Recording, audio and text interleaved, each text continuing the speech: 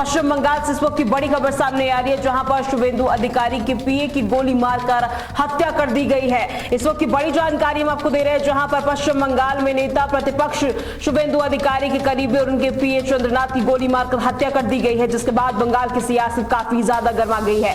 ये तस्वीर हम आपको दिखा रहे हैं, जहां पर मध्यग्राम इलाके में काफी ज्यादा सनसनी फैल जाती है जब चंद्रनाथ घर लौट रहे थे और बाइक सवार अज्ञात हमलावरों ने ताबड़तोड़ फायरिंग करनी शुरू कर दी। आपको बता दें, हमलावरों ने बेहद करीब से गोलियां चलाई है, जिससे चंद्रनाथ को 3 गोलियां लगी और मौके पर ही उनकी हालात काफी ज्यादा गंभीर हो गई। देखिए, आनन फानन में उन्हें अस्पताल ले जाया गया, जहां डॉक्टरों ने उन्हें मृत घोषित कर दिया। घटना के बाद पूरे इलाके में दहशत का माहौल बना हुआ है। पूरे इलाके में पुलिस फोर्स को तैनात कर दिया गया। तस्वीर हम आपको दिखा रहे हैं, जहां पर पीए चंद्रनाथ की 3 गोलियां लगने से मौत हुई है और ये फुटेज आप देख सकते हैं, जहां पर अज्ञात हमलावरों ने ताबड़तोड़ फायरिंग की है। 3 गोलियां दागी गई, जिसके बाद चंद्रनाथ की मौत हो गई। डॉक्टरों ने उन्हें मृत घोषित कर दिया है। मध्यग्राम में शुभेंदु अधिकारी के पीए की हत्या कर दी गई, जिसके बाद इलाके में काफी ज्यादा अफरा तफरी का माहौल बना हुआ है। देखिए, जिस तरीके से लगातार जानकारी आ रही है, पूरी साजिश इसको करार दिया गया और साथ ही साथ आपको ये जानकारी दे दी जिस तरीके से ये पूरा घटना हुआ है, पूरी वारदात को अंजाम दिया गया है। और अब अधिकारियों का कहना है कि सुबह 11 बजे पोस्टमार्टम की प्रक्रिया शुरू की जाएगी। शुरुआती जांच में मामला सोची समझी साजिश की तरफ इशारा कर रहा है। वहीं जांचकर्ताओं का यह भी कहना है कि हमलावरों ने वारदात को अंजाम देने से पहले इलाके की रैकी की थी और पूरी योजना के तहत हमला किया गया था। और देखिए, जिस तरीके से इस घटना को अंजाम हमलावरों की ओर से दिया गया, उसके बाद काफी ज्यादा हड़कंप पूरे इलाके में मचा हुआ है। पुलिस ने मौके को सील कर दिया है और जांच लगातार जारी है।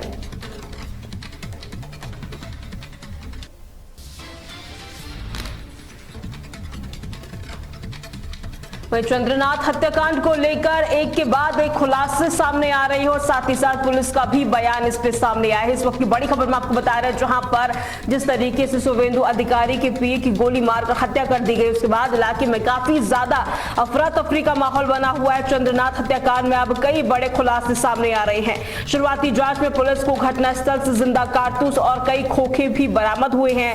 पुलिस को शक है कि हत्या जो है पूरी प्लानिंग के साथ की गई थी। आसपास लगे सीसीटीवी कैमरों की फुटेज लगातार खंगाली जा रही है ताकि हमलावरों की पहचान की जा सके।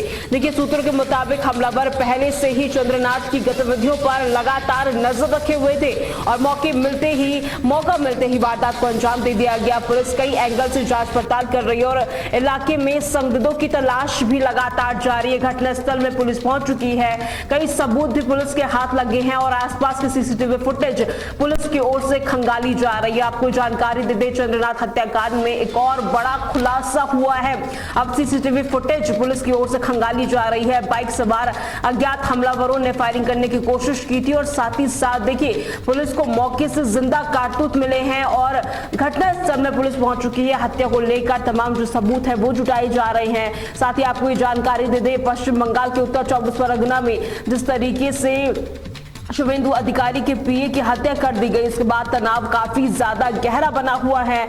और देखिए, जिस तरीके से ये हमला हुआ है उसको लेकर लगातार अब जांच पड़ताल की जा रही है और तमाम जो राजनीतिक प्रतिक्रियाएं हैं वो भी सामने आ रही है। और सूत्रों के अनुसार इसी रणनीति इसको पूरा एक सोची समझी साजिश करार दिया गया है। जांच लगातार की जा रही है और ये जो शुरुआती जांच सामने आ रही है, जिसमें एक सिल्वर कलर की कार का इस्तेमाल किया गया था, जिसके बाद इस पूरी वारदात को अंजाम दिया गया। आसपास लगे सीसीटीवी कैमरों की फुटेज खंगाली जा रही है पुलिस की ओर से ताकि हमलावरों की पहचान जल्द से जल्द की जा सके। सूत्रों के मुताबिक पहले से ही चंद्रनाथ की गतिविधियों पर नजर रखी जा रही थी, जिसके बाद इस पूरी वारदात को अंजाम दिया गया।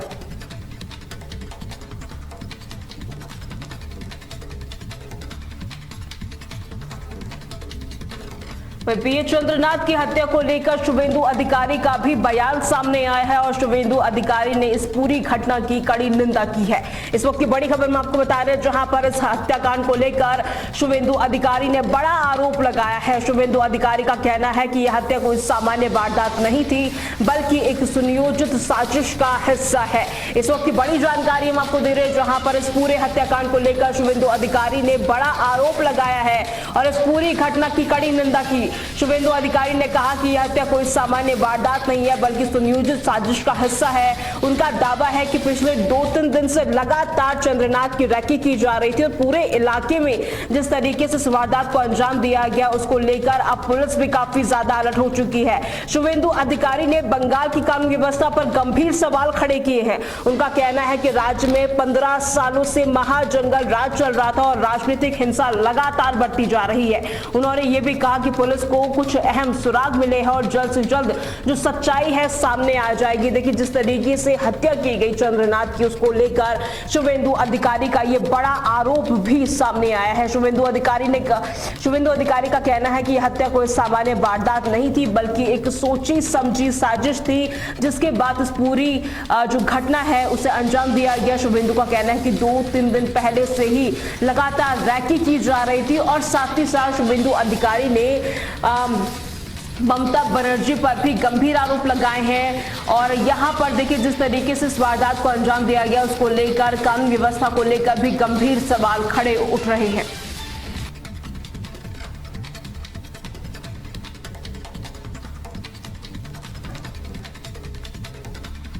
वहीं इस पूरी घटना को लेकर कोलकाता में काफी ज्यादा हड़कंप मचा हुआ है, भारी तनाव की स्थिति बनी हुई है।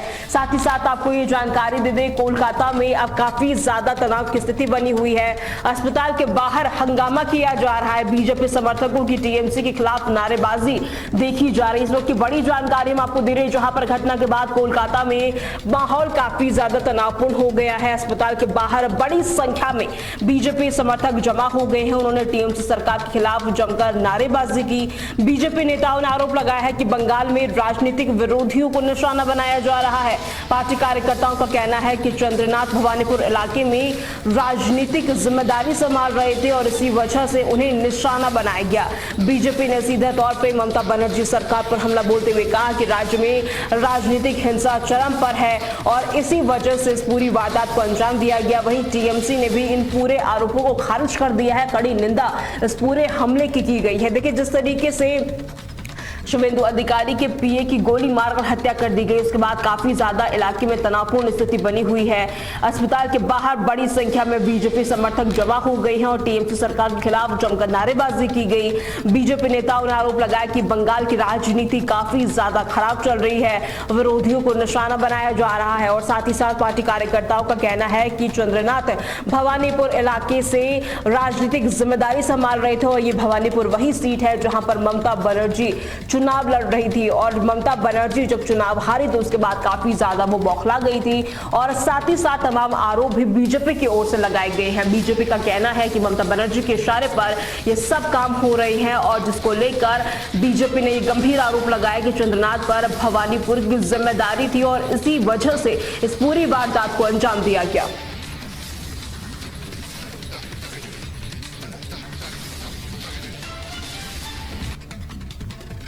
तो उत्तराखंड की ओर रुख करते हैं, जहां से इस वक्त की बड़ी खबर सामने आ रही है। आपको बता दें उत्तराखंड में प्रधानमंत्री नरेंद्र मोदी का जल्द दौरा हो सकता है। साथ ही साथ आपको ये जानकारी दे दें, प्रधानमंत्री नरेंद्र मोदी जल्द टिहरी दौरे पर आ सकते हैं। प्रस्तावित दौरे को लेकर देखिए प्रशासन और सुरक्षा एजेंसी काफी ज्यादा अलर्ट हो चुकी है।